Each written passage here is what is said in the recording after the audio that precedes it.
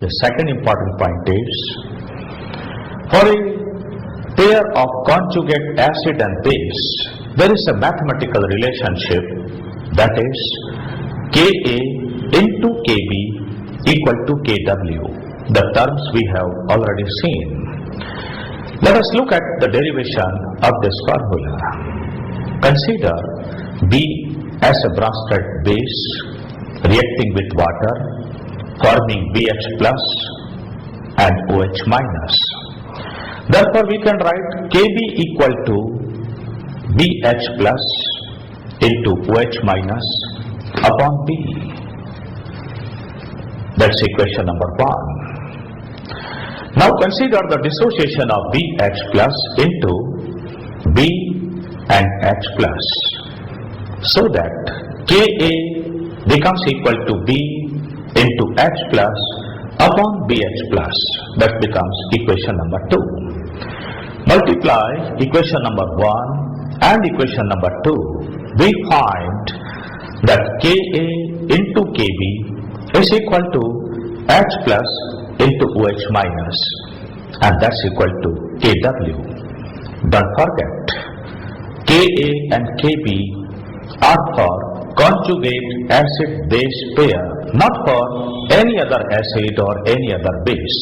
That this expression is true for a pair of conjugate acid and base. Well, the next point of this theory or the concept is, what is neutralization? We know neutralization is the reaction between acid and base. In the Arrhenius concept, we had seen that acid and base combine to give salt and water. But that scenario is not here. According to this concept, acid and base combine to give another set of acid and base which are conjugate to the reactants. So we can write in general acid 1 plus base 2 equal to base 1 plus acid 2, where 1 is conjugate and 2 are conjugate of each other. For example, if HCl combines with ammonia, HCl is an acid, ammonia is a base, they form NH4 plus and Cl minus. Obviously, NH4 plus is a conjugate acid of ammonia and Cl minus is the conjugate base of HCl. Thus we can generalize that in this concept, an acid will combine with the base to form a new set of acid and base. Well, after neutralization, we come to the last point, that is the nature of water. In the Arrhenius concept we have seen, water is regarded to be a neutral substance. Let us see, is it neutral according to this concept? Now, we find that H2O is capable of accepting proton, forming hydronium ion as 3O+. Therefore, water should be termed as a base because it is proton acceptor. In fact, it all depends upon the compound which is going to interact with water, that what will be the behavior of water. Let us have following 2 examples.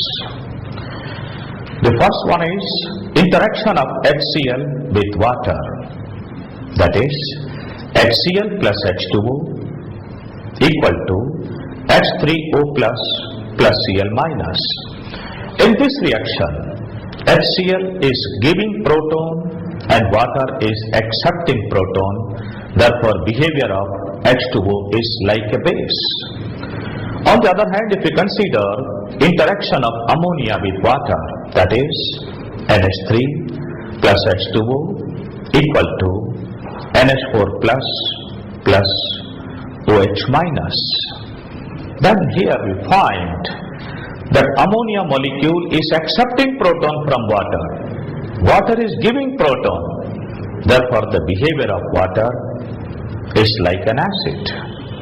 So according to this concept, water can behave as acid as well as base. It all depends upon the compound with which it is going to interact.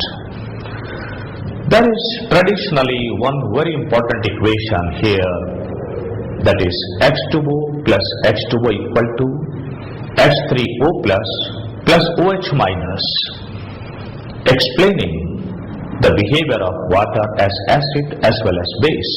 And this equation is sometimes known as auto-ionization of water.